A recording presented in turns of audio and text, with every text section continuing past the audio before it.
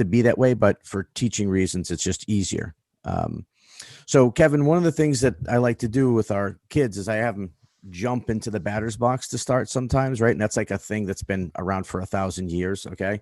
But it just kind of gets them, sort of teaches them without what actually explaining to them what sort of position their feet should be in, having their feet wide enough and a good base, etc. So when we start with a stance or a load position, obviously in a squat, Kevin, right? So in a squat, if you were to have someone do a squat in your facility, all right, take sport away from it, where would you have their feet? How wide would their feet be? I like a little bit wider than shoulder width, but it always depends on their frame. But pretty much standard. If we had a standard human being, it would just be just slightly wider than shoulder width is where I would Perfect. start. Perfect. And that's what we would teach, right? So, make sure your shoulders can fit inside your feet is the way I'd explain it. So that's the first step. And the second one is this continuing to get into the squat position is instead of bending the knees forward, just sitting your hips back, and then your butt down, right? The knees are going to bend obviously, but they're not bending forward. Your knees should stay right over the center of your feet. Your hips are back, your butt's down, your feet a little bit wider than the shoulders, and you're staying really important on the arch side of your foot. And that's another thing that we run into with young kids, Kevin, is, they don't stay on the inside part of their feet. They might not have the strength to do that or whatever, but they constantly get to the outside. What's the importance of staying on the arch side of your foot in this load So, phase? so I can tell you, it's not just the little guys, the big guys too. Right. Okay. Right. So I have some rather extensive martial arts training, right? And how does someone, you know, 5'2", 5'3", take down someone my size at 6'3"? Very simple. Get their weight to their pinky toe, and you can throw them wherever you want. That's how we learn how to throw people, right? So when the weight goes on the outside part of their foot, their inner building, and what I would say their glutes, their pelvic floor muscles are not holding on, and boom, they can be tossed over. Now the importance of being on the arch of the foot, obviously, turns on our groin, turns on our stomach muscles, really grounds us to the ground, because I think is probably the next thing you're going to talk about is that when we go to hit or move, we need a stable pillar to rotate around. Okay, every kid's. I don't know if they have them anymore. Merry-go-rounds. Right? I don't think kids go to. There's virtual ones. I don't know if kids go to parks anymore, but even a ride A carousel. at Disney World, right? We've got a stable post and Yeah. things turn around it. The body works the same way. We have a stable post and we need to move around it. If that post is not stable and it wobbles, the body's always going to eventually get it to be stable, or you will fall over. It's Right. just what's going to happen is, talk about baseball, you're going to be late. Like I tried every connection that I could to get to my favorite New York Yankees when they were about to get rid of Alex Rodriguez and eat 28 million. I'll say that again. $28 million, right? When A-Rod came back, and you can look at film when he came back, obviously, say what you want about his performance enhancing, but he can obviously recognize pitches, okay, no matter what he's on, right? He was late. And why was he late? Look at his foot. His foot was wobbling, okay, because that back hip, they never got him to be in a position where he drove his arch into the ground. And that's why he was late. And all it takes at that level, obviously, as you know, I mean, what you know more than I do about, is it 0.111 seconds? I don't know, but Yeah. if that foot is anchored and he's able to turn off it, the Yankees don't eat $28 million. But trying to get someone to listen, good luck with that. So that's a perfect segue. The arch side of the foot being stable. So now this stuff all sounds sort of trivial, but it's of major importance, because, and Kevin, you touched on it, but you said that if the arch side isn't down, if you roll to the pinky toe side of your foot, you're not going to be stable. You're not going to be able to rotate around a post, and you'll eventually gain balance. But the way that happens is that's when what you would call compensatory motion happens, right? So other muscles Yeah. become involved to stabilize, right? And the body really calls that the fight or flight. We've got this, like, it's what's called your autonomic nervous system. Like, oh crap, I've Yeah. got to move, so I've got to do something. And at that point, the body will grab the most available tool, but not necessarily the correct tool. That's what happens. And especially not the correct tool in terms of an athletic movement, right? So staying on the baseball swing is about a sequential motion. It's about a movement and a perfect sequence. And once other muscles become involved, obviously your sequence is off. You lose your power, you lose your core strength, etc. And your swing just isn't going to be sustainable. And what I mean by that is eventually you're gonna start having trouble, hitting pitching. Now, if it's a little league kid and he's maybe more physically mature than another kid, and he's facing 50-mile-an-hour pitches with a minus 13 like the weight ratio bat, yeah, he's going to be able to flick his wrist and hit that thing out of the park. But when he gets older and he starts facing, 80s up to the 90 miles an hour, he's not going to be able to hit that pitches, especially without any regularity. And so the sequence and the motion, right? And Kevin, and your, what you would call is the kinetic chain, right? Is really important with the baseball swing. And so it has to start. I like to say, Kevin, that the posture that we're talking about, getting into a good, squat position, getting the arch side of the feet down, having the shoulders down. We're recruiting muscles. We're recruiting the muscles that are going to move. We're kind of putting them in position to get ready to go. Knees forward is just going to completely knock that out of line. And so this is really important. So what I would say to that, Yep. going from my side of the house is, when you're rehabbing somebody, or at least when I'm rehabbing somebody, we have to start with the first Lego block, right? You've seen this on my YouTube, the first block to then build upon, right? So whether that's rehabbing somebody, baseball, tennis, golf, football, martial arts, it doesn't matter. We need a stable movement because we're not Superman. We're not flying in the air doing things, right? We have to be in contact with the ground. Right. I guess the only one would probably be swimming. All right. So, but what we're talking about, a rotary sport, we have to be in contact with the ground, right? We have to have that stable pillar. So when I see people running up, I saw this the other day, running up and hitting like Happy Gilmore, okay, and then of course the running as fast as you can and throwing and doing a somersault into like some pike, and then I threw 102 miles an hour, great. You don't do that in the mound, dude, right? You don't do that in the batter's box, right? We need to have a stable surface to rotate on, right? So the more 100%. you're building something that's not stable, right? The more we're building, it doesn't make any sense. We have to be in contact with the ground because we do live on Earth and there's gravity, right? So there's no other choice, right? Yeah. So, what you're talking about, the body, the more, whether it's sports, rehab, the more muscles we can bring to the fight, the better, right? The more we can recruit, I call this we add movement, we add another Lego block, so why am I, working on scapular depression when you have a back injury? Because your lat attaches to your shoulder blades and part of your back, right? They're building blocks. It's all one unit. We don't go into the, we don't go into the shed and curl the lawnmower, right? We don't do that. That's not how we work, right? We move as an entire unit. And the more that unit can get in contact with the ground, can get loaded, get that what's called potential energy. I see all these guys, and all I just say is, hey, just define potential energy. And of course, I get blocked, get kicked out, made fun of. Okay, so what's potential energy?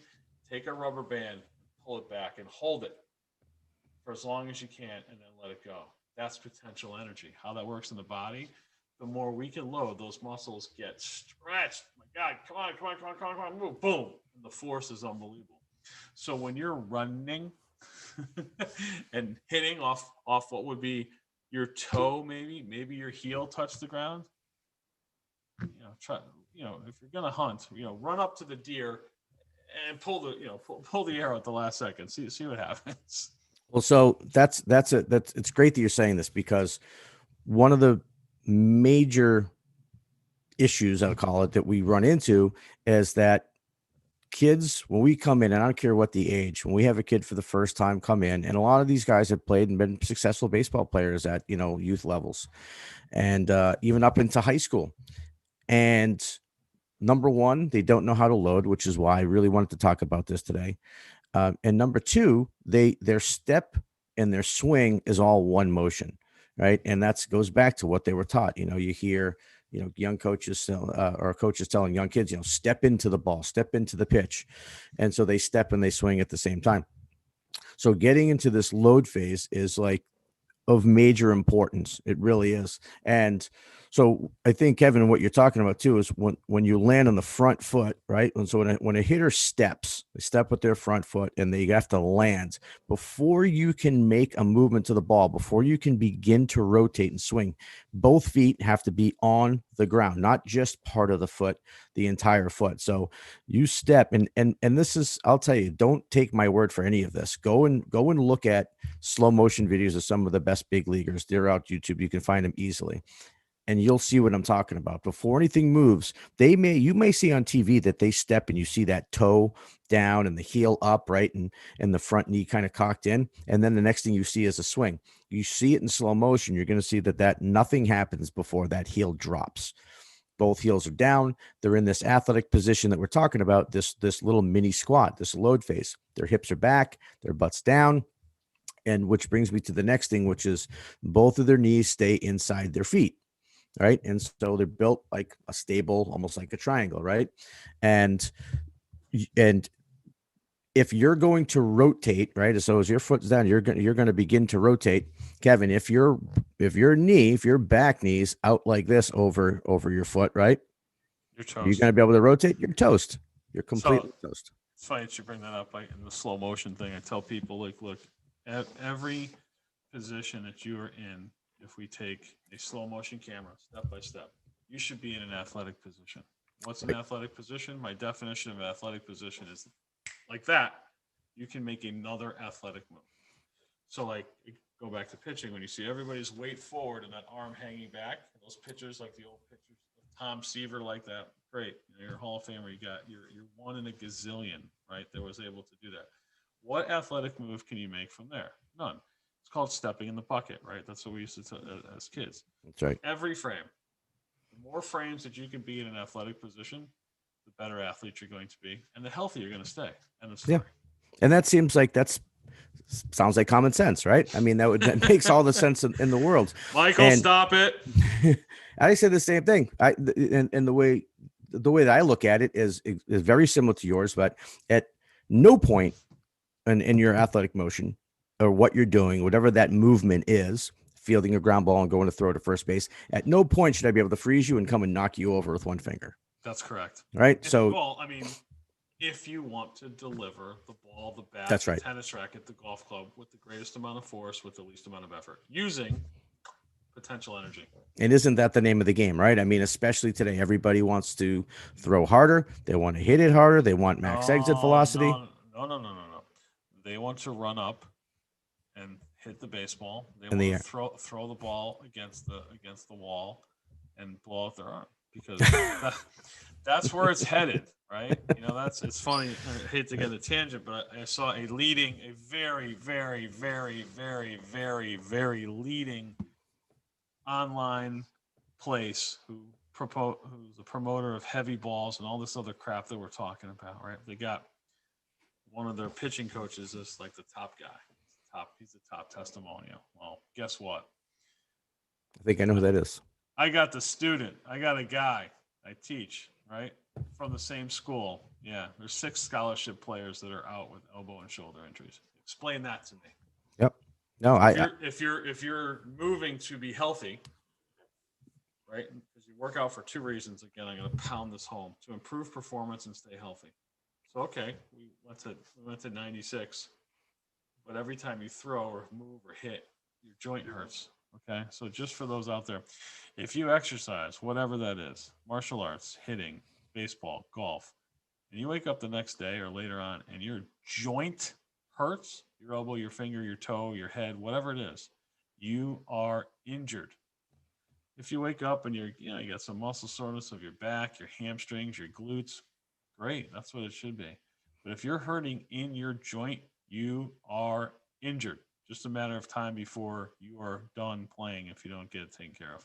Right. You're talking the difference between a tired muscle or a well used muscle versus an injury, right? That's correct. And so we might say, okay, so I'm telling you these things on, how to get in the load phase and what your body should look like, positionally, how you should look. How do I know it works? Right. So what are the results from that? Right. So what are the results? How am I going to know I'm doing it right? And if I do it the way you're asking me to do it, Mike, what's it going to provide me or the hitter that I'm working with? Well, with hitting, you can really measure just by metrics. Now we use Rapsodo, and there's Blast Motion out there, which is, I think, a great tool. It measures bat speed. Rapsodo would measure exit velocity, right? Obviously, one is the speed of the bat, and the other one is the speed of the ball coming off the bat. Now, I can tell you that you can have good bat speed without good exit velocity. You cannot have good exit velocity without good bat speed. So I think that an exit velocity is a better measure. Okay, but that's just how we think. You can see immediate results from this. Yeah. I got a question. Lay it on me. This whole exit velocity thing is new Yeah. to me and probably new to other people. So, I'm sure Giancarlo Stanton and Aaron Judge have tremendous exit velocity, right? Mm-hmm. What do you think DJ LeMahieu's exit velocity is? Arguably one of the best hitters in baseball. Well, I bet it's solid. I bet you it's upper 90s, but I'll tell you this, according to Rapsodo, the average major league exit velocity off a tee is only 91 miles an hour. And I have a high school player who's going to college next year, whose average is 98.6 right now, who has been up as high as 108 miles an hour. And if we're talking about the same off player, the tee, I can make that even higher, because even he has movement dysfunction, like issues. Are they this? Yep. No, they're this, right? And when you're that kind of athlete, when we make this better, you're going to be much better. But again, that goes back to I coach Tiger Woods. Yeah, dude, great. It's Tiger Woods. All right, great. So, Yep. so as much as you were great with this player, right? And we do this, you want to get the guy who, like I said, you've taken from JV to that, to college. That's a coach. So let's jump in, because we have a Ryan. We have a text Yep. there. What did that say? Ryan, he's our de facto producer for today, did the research, and he said LeMahieu's average exit velocity was 91.9. Now, Ryan, was that in game or is that off the tee? This is from looking this up. This was in game throughout the 2019 campaign. So doesn't factor in last year, the COVID shortened season, but this was his 2019 stats. Okay, thank you. Now, hold on, because in game, the dumb kids have some questions. So Ryan, you wrote this, his 7.5% barrel rate. What in God's name is that? Tell the audience what the barrel rate is. I'll let Mike speak to that a bit more. Yeah. This was this quick little research that I pulled up here. Okay. Yeah. Mike, what is barrel rate? So it's how many times per pitch that he's getting barrel on ball. Now, how do they? We can go over the tangent. We could do a whole other. Well, the technology that they have in the stadium. We're talking about Rapsodo. Rapsodo will pick up exit velocity. It'll tell you the spin rate of the ball. It'll show you the spin axis of the ball. It'll show you lots of things. The technology they have in these stadiums will have just ridiculous measurements. It tracks every single ball and what happens to that ball, every swing of the bat, what happens on that swing and how it relates to the pitch, etc. So hold on a second. Now our producer here has another thing down. His average launch angle was up a tick, but notably still one of the lowest in baseball in 2019, and he won the batting title. What does that tell you? Well, it tells you, I can tell you what that really means, and hate to break it to you as a Yankee fan, but batting title doesn't mean anything.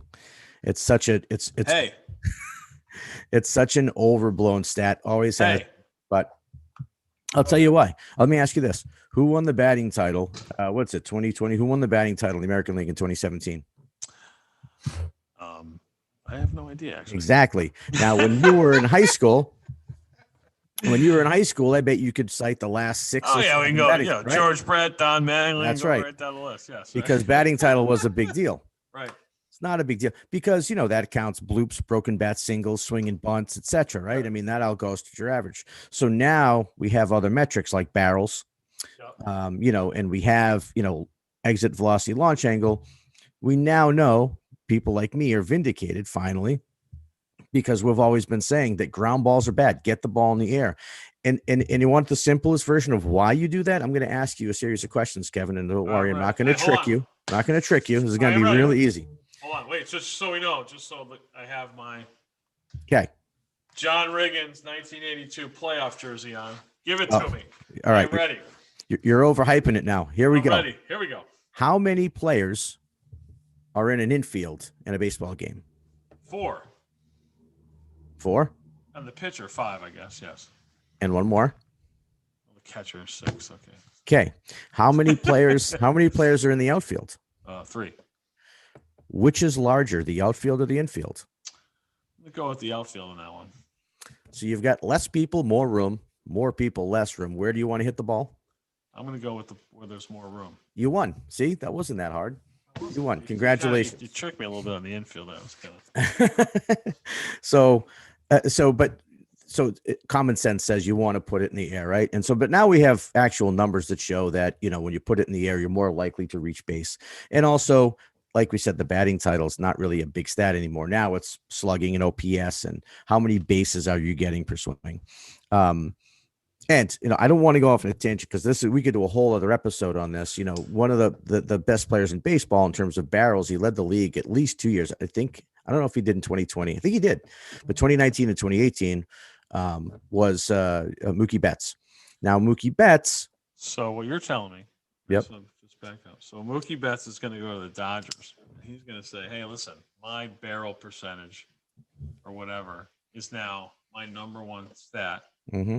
Okay, even though I did, win a bat. I think he won a batting title, right? But whatever. So they're not looking at average. They're not looking at RBI. They're looking at these metrics now, not necessarily production on the field. Right. Well, they'll look at production too, but there's not. It just doesn't carry as much weight as it once did. Batting average. But barrels. Going back, I mean, George Brett's still a Hall of Fame third baseman now, as he was in 1982, right? Or no? Yeah, no, I think he is. I think he is for sure, right? I mean, and look, you can't argue a guy like Mike Schmidt, right? I mean, so right. Yeah, without question. But look, Mike Schmidt might have had more barrels than Mookie does. We just don't know, so right? We weren't tracking that. So I don't think we had the key. Like someone like Dave Winfield or someone like that. We'll never know. Right? I don't think so, unless somebody, some nerd. Yeah, I was trying to look for a different word. Some baseball nerd compiles all of his at bats on video somehow and is able to, get that to really slow down and find how many barrels he had. That would take forever. So getting back, so here's my next question: how much of that is physical, and how much of that Great question. is skill? Great question. And how much can you teach one or the other? And we can go back and That's a great question, because in terms of, and I'm not going to try to make this convoluted, but there's a lot of factors here. Like for a barrel, example, right? That's a stat I've never even heard. I love baseball. I've never heard that. I can tell you this, if you're not mechanically sound, if you extend your hands early and you don't keep your hands in as you rotate, you're going to get the ball down off on the label to hands a lot more often, right? So if you're mechanically not sound, it's going to be hard.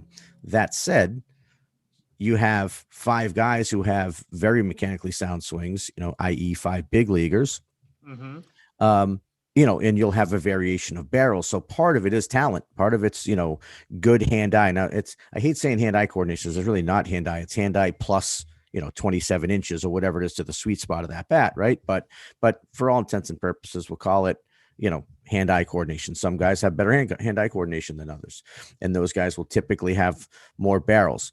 And so, but if you only have that skill, good hand-eye coordination, but you do not have the proper mechanics of the swing and you're not swinging with your core and your upper legs and your glutes like you're supposed to, you're not going to generate enough bat speed to catch up the ball, whether you see it or not. So it really does take both.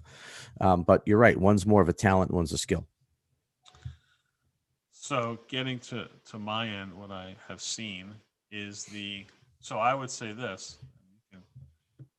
movement is a skill, It is. It's a a learned very dynamic. a very highly needed skill. Like, so there are stats in my realm. I see people come in every day. How much can you squat? And you've seen this, Mike. I've done this live. Oh, I squat 330. Oh, good. How much do you deadlift? Oh, I deadlift like 400 pounds. Oh, great. Can you show me that movement here with this little bar here? Just it's weight. It's very heavy. It's 10 pounds. And they get into their position, and I push them over with one finger. Right. And so there's a metric, right, that they're producing, but their skill is horrible. Yep. And what that leads on my end, that's horrible skill. So the high metric horrible skill is that life of that athlete is going to be severely diminished, if not ever getting off the ground because of that. So some of the metrics in my realm has to have a movement equivalent to it, which is That's correct.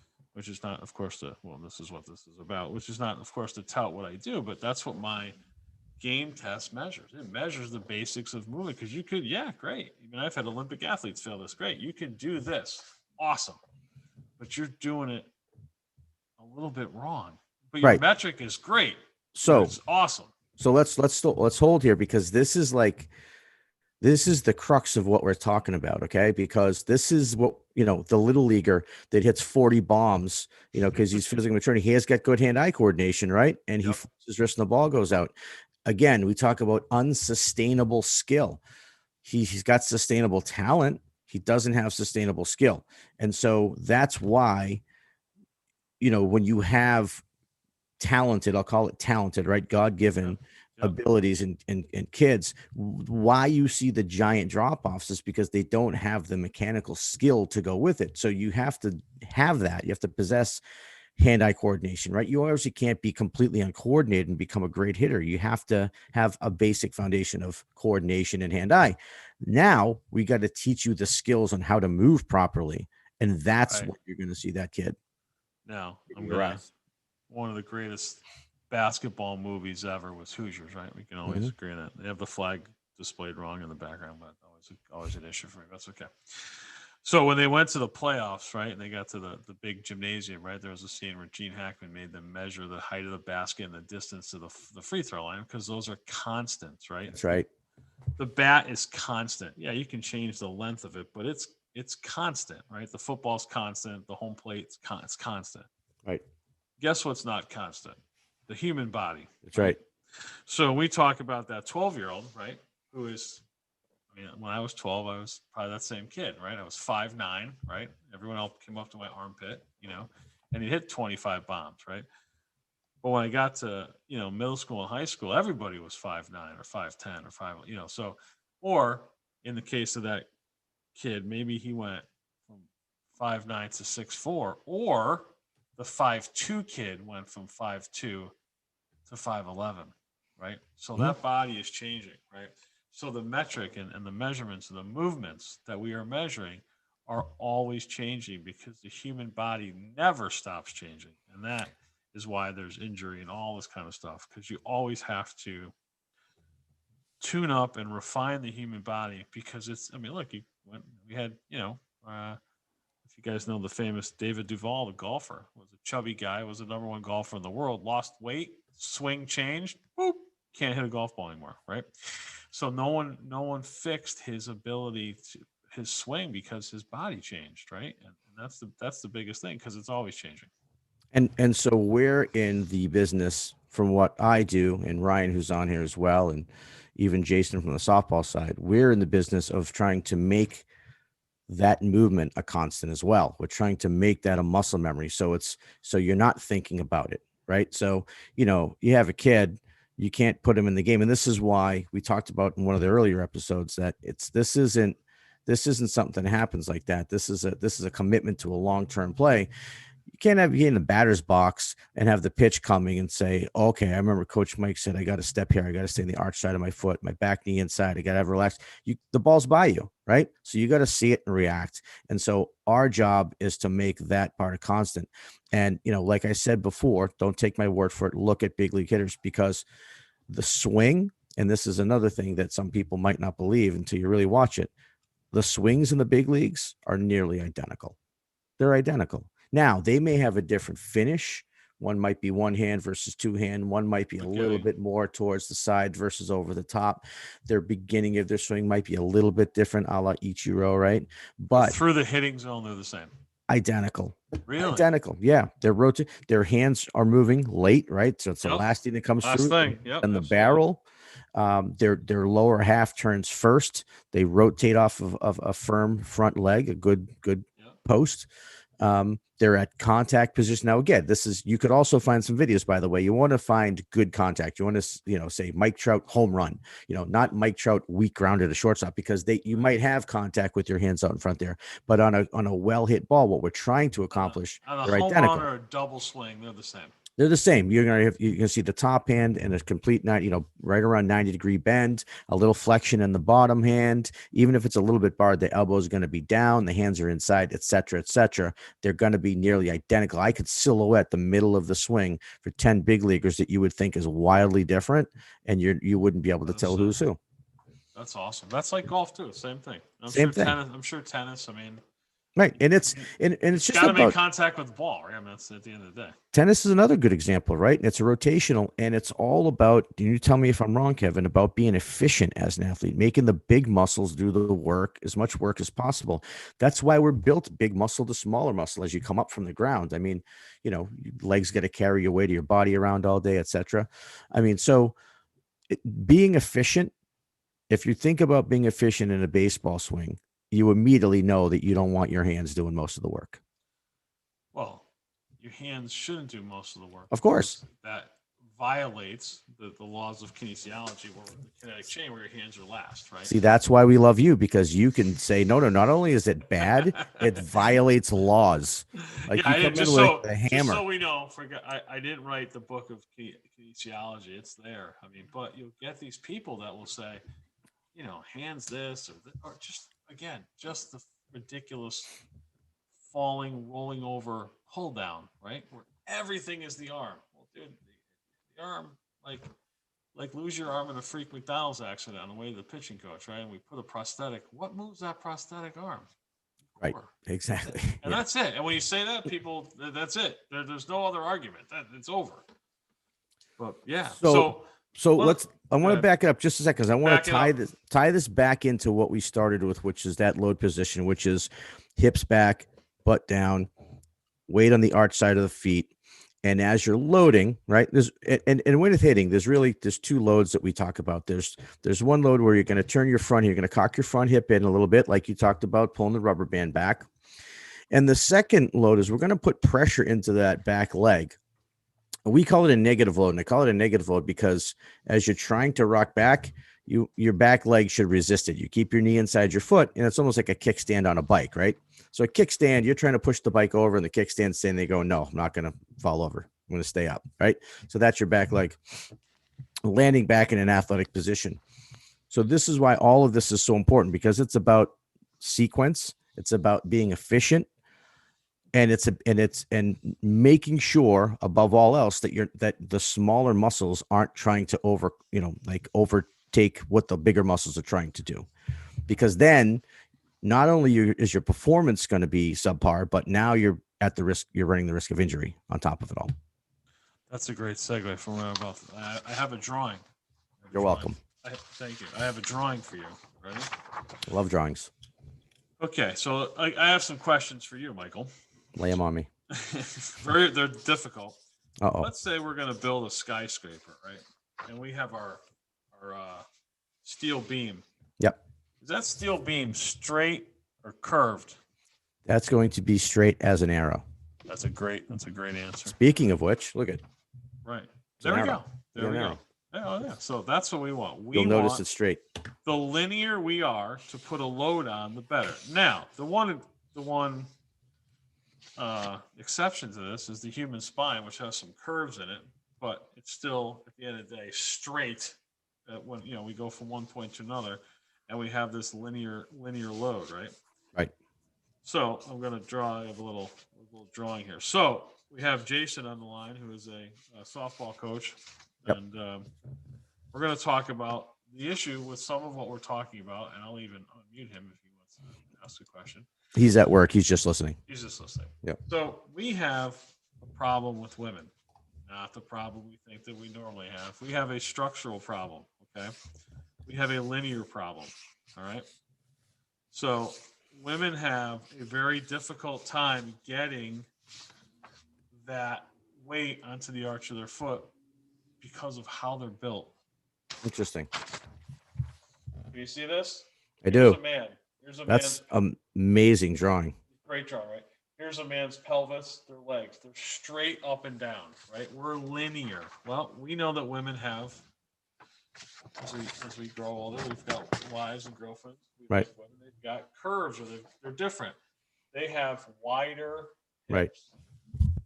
Okay. And the pelvic floor is different and everything, right? Everything's different. So then that goes, makes an angle down, a sharp angle from a wider hip to a narrow pelvis. That for Interesting. some reason, okay, some guy or gal, I don't know who it was, right? This is very big. So very big invention. They call that ready? Here we go. I'm gonna put it up on the screen. Your Q angle. Why? It doesn't look like a Q, and I have no idea why it's a Q, but that's what they call it. All right? Okay. So, and don't ask me, I went to school a while ago. Don't ask me what the Q angle is, because it's different for every woman, right? Depending on the shape of the pelvis. Okay. So, but women don't walk around like this, right? Those legs have to come in underneath them, but there's an angle there.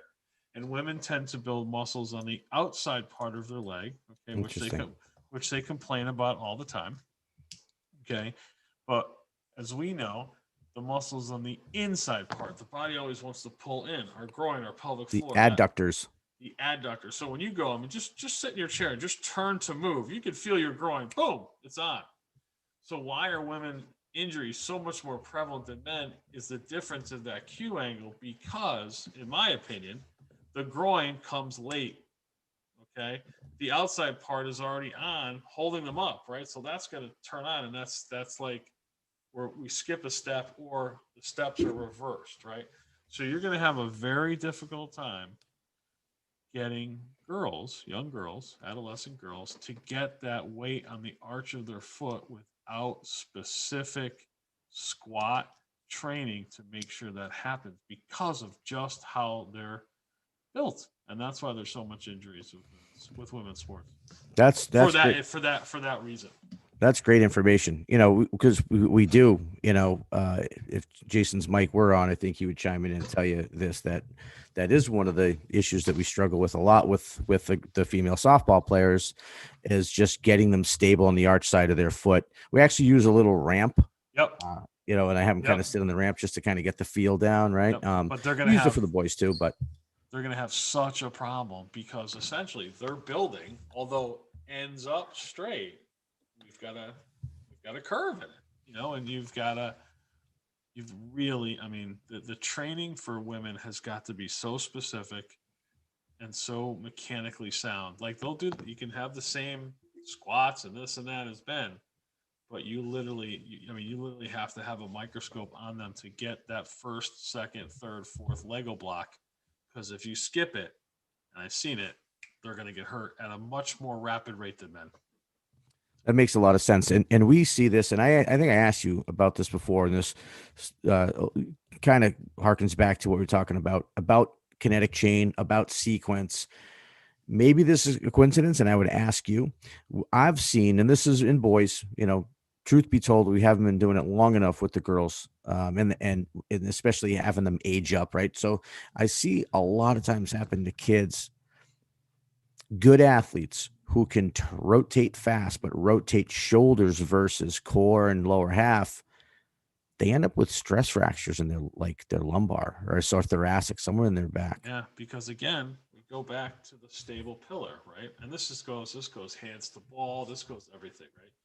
Movement starts pretty much where the belly button is. You know, if I was to hold a human body up, my finger would probably be just south of the belly button. I mean, that's where the rotation happens. Do we have more thoracic rotation? Sure, we do, but we want to have that stable pillar as the ground as we move up against the ground, right? So if that belly button isn't turning as tight as it can, then we move up a chain, right? We go up, we go up, we go up, but we skip our lumbar spine. And just again, let's have another question. You talked about the infield, right? And I know I screwed up on the number of people in there, but It's all right. We don't hold it against you. go look at the human body, right? Go look at it, right? From your nipples to your knees, at your pelvis, every muscle. I mean, from your nipples to your knees, pretty much every muscle in the human body that we're talking about of importance passes through or attaches at that pelvis. Your back, your lumbar, your hips, your hip rotators, your groin, everything attaches at that pelvis. That is your center of your universe, right? So if our center of our universe is compromised by not moving, and then we move something up above it, just think of a house. You know, we start doing something. We put the hot tub on the roof, right, of the apartment, right? But the foundation is, you know, from 1805, all right, and we didn't check it. What's going to happen? Next thing, boom. Right. Same thing with the human body. And then, you know, girls, again, because of, you know, we talk about stress fracture. How good is their back extensors? How good is their glute? How good is their groin? How good is their pelvic floor? And then we start doing these high level activities, and I mean, they get some bad injuries. A perfect example of that is, you know, and this has happened. I know it happened in Chicago, happened in Boston. You have these old buildings and they have these decks that they build off the side of the house. Yep. And they fall down. Why do they fall down? Because 30 people go out there. Well, 30 people sitting in the center of that building is not going to do anything. Mike, hold on. Did those 30 people have a mask on? This was pre-mask, so okay, just yeah, I'm hoping not, because that would be weird. Although it could have been a Halloween party. But yeah, I mean, so it's, you know, that's not where the weight of that building, like, is supposed to be bearing, right, on the outside rather than the inside. So makes 100% sense. And, you know, but with proper mechanical training, right, they can learn how to do this. You're saying it's going to be a little bit harder because of the way they're naturally built. Again, I go back to the leader in movement technology, the one sport that has by far and above, light years ahead of any sport, and that is the sport of professional golf, men and women. Okay, they have taken movement because of what's happened to the Titleist Performance Institute, because of what's happened to that good-looking fellow with the red shirt and the black pants on Sundays. All of that, they have really gotten movement. And you watch these LPGA players, these women, so these women now are hitting the ball just as far as men did 20 years ago. Wow. So, you know, like when Tiger Woods came on the scene in, like, you know, 2000, I don't know how it was. He was like hitting ball 299. That was his average driving distance, right? These women are pounding the ball, and you'll watch their movement is like flawless. Their swings are probably better than men. So, yes, with proper training, I mean, there's absolutely. So, but you just go look at I can probably, and I don't have this stuff, but you look at, I mean, women's college sports and basketball compared to men, and just the knee injuries are just through the roof compared to men, just through the roof. Ryan says 1996 for Tiger. 1996. I was going to guess 98, but so I was trying to say 2007, but I knew it was 96. Yeah. Yeah. So this is excellent news, because, you know, there you are. You hear from Kevin. So what we're doing at the Farm Baseball Performance Institute, quick little plug, with our training, we're training these girls the right way. And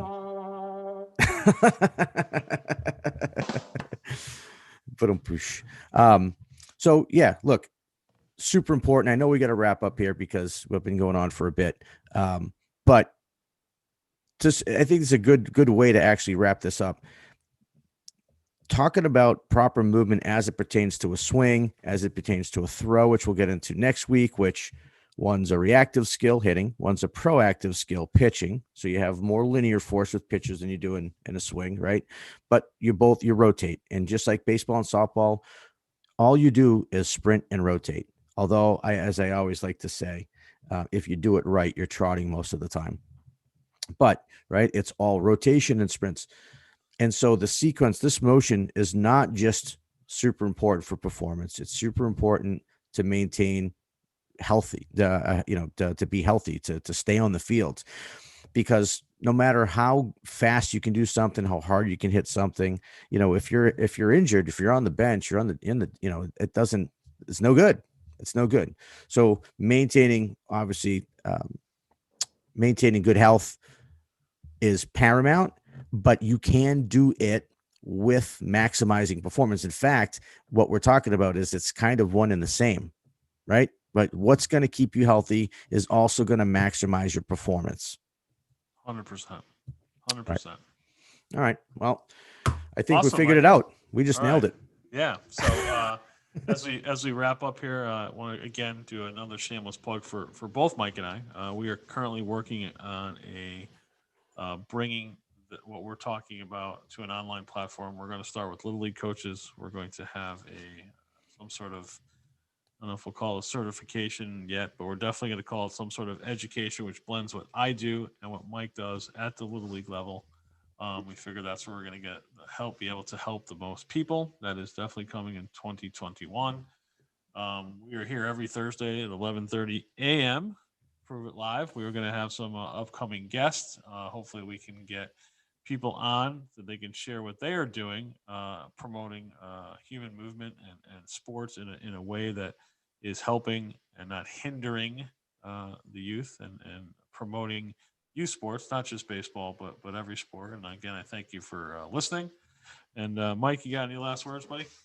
Just, I think we may be able to have a special guest next week. But I guess we'll announce that in our email. Anyway, and don't forget, we're on iTunes if you do want to just listen. Absolutely. You don't have time to catch us on video. All right. Have a good week, Sarah everyone. Listen. All right. Bye now.